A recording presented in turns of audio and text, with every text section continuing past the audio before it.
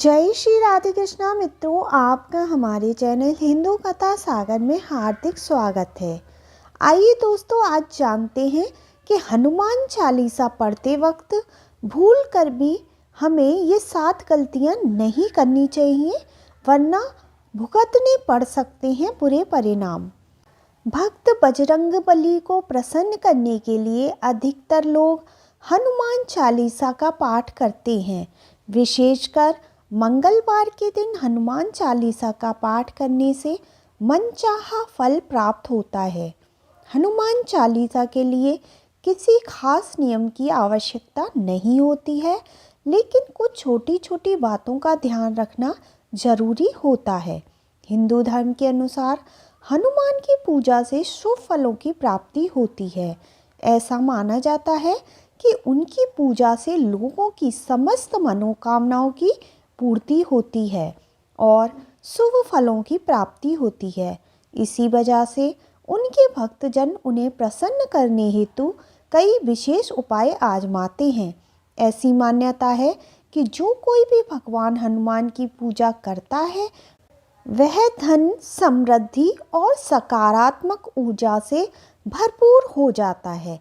ऐसी मान्यता है कि चालीसा के नियमित पाठ से भगवान प्रसन्न होते हैं और समस्त कष्टों से मुक्ति दिलाते हैं।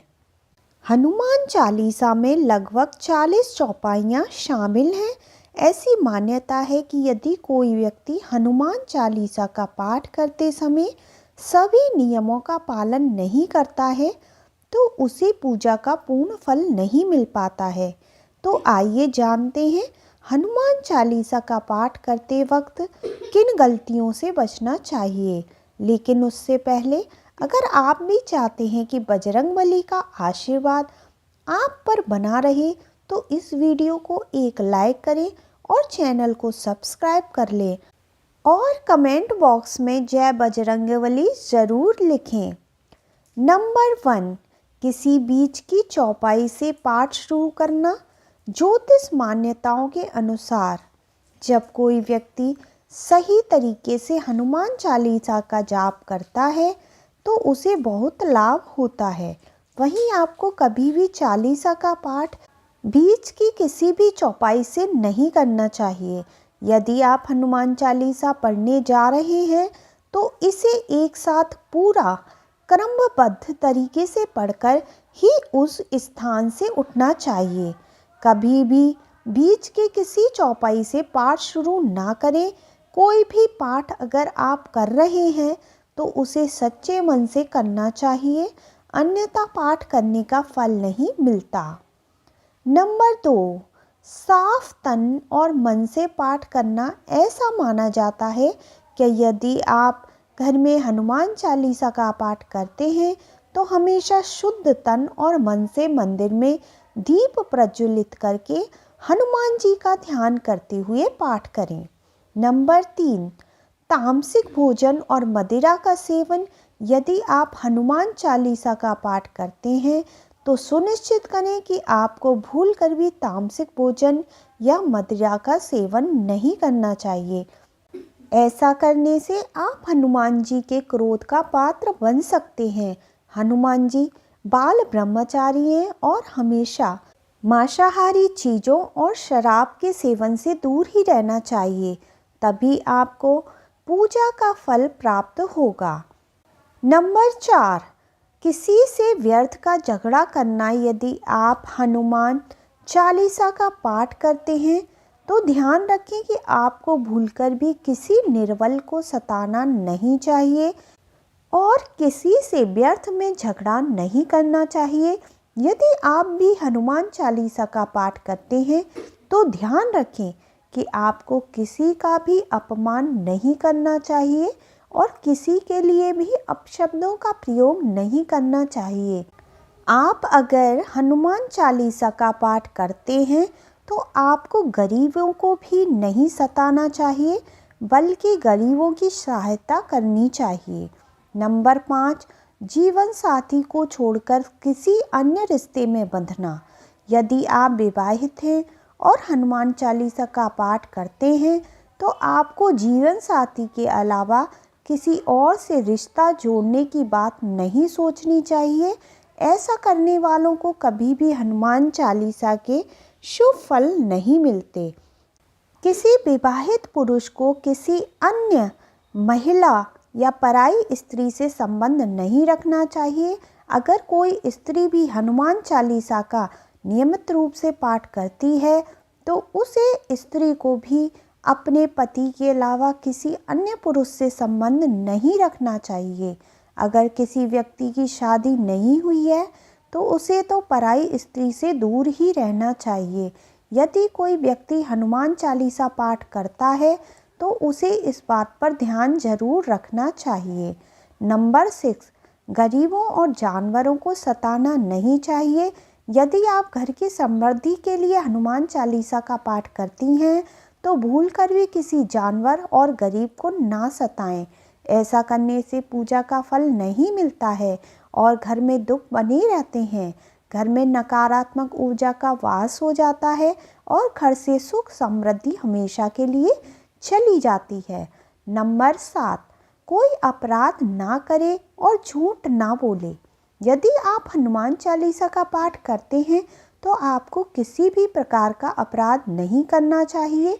आपको किसी के साथ छल कपट करने से भी बचना चाहिए और झूठ नहीं बोलना चाहिए। अगर आपका मन किसी के प्रति छल कपट और द्वेष से है तो इससे आपको पूजा का फल कभी नहीं मिलता।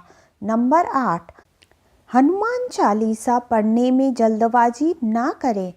जब आप हनुमान चालीसा का पाठ करते हैं तब आपको कभी भी जल्दबाजी नहीं करनी चाहिए और कभी भी इसके किसी श्लोक का उच्चारण गलत तरीके से नहीं करना चाहिए।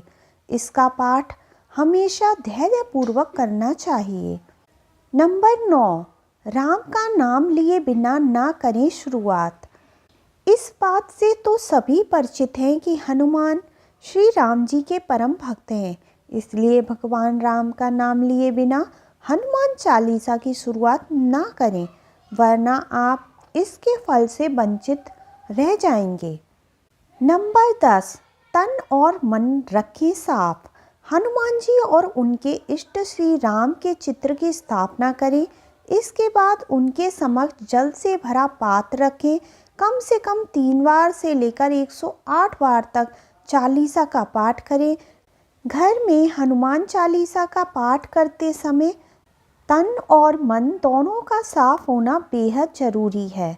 नंबर 11, मन में न लाए अनुचित ख्याल। हनुमान चालीसा का पाठ करते समय मन किसी भी प्रकार अनुचित ख्याल नहीं आने चाहिए। प्रयास करें कि चालीसा का पाठ का समय रोज एक ही हो। विशेष दशाओं में यात्रा तथा सोते समय भी चालीसा का पाठ कर सकते हैं।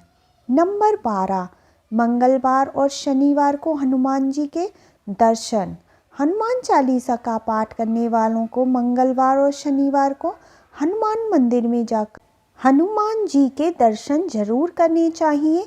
यदि मंगलवार या शनिवार को हनुमान मंदिर में जाकर उनके सामने घी का दीपक जलाने से और हनुमान चालीसा का पाठ वहीं बैठकर करने से बड़े कष्ट दूर हो जाते हैं। नंबर 13, कभी भी गलत संगत वाले लोगों के साथ में ना रहें। यदि आप हनुमान चालीसा का पाठ पढ़ते हैं फिर भी गलत लोगों की संगति में बैठते हैं तो उनका साथ उनके गलत कामों में देते हैं तो आपका पतन निश्चित है, इसलिए ऐसे लोगों से दूर रहें। नंबर 14, ज्योतिष के अनुसार मंगलवार के दिन 3 बार पाठ करना बेहद शुभ माना जाता है। जब भी आप पाठ करें तो सबसे पहले एक पात्र में जल भरकर रख लें। उसके बाद जब हनुमान चालीसा का पाठ संपन्न हो जाए तो उस जल को ग्रहण कर लें। इससे आपको लाभ भी मिलेगा, साथ ही हनुमान जी भी जमकर अपनी कृपा आप पर बरसाएंगे। नंबर 15, सूतक काल में परिवार में। जब किसी इंसान की मौत हो जाती है तो वही सूतक काल मान्य रहता है।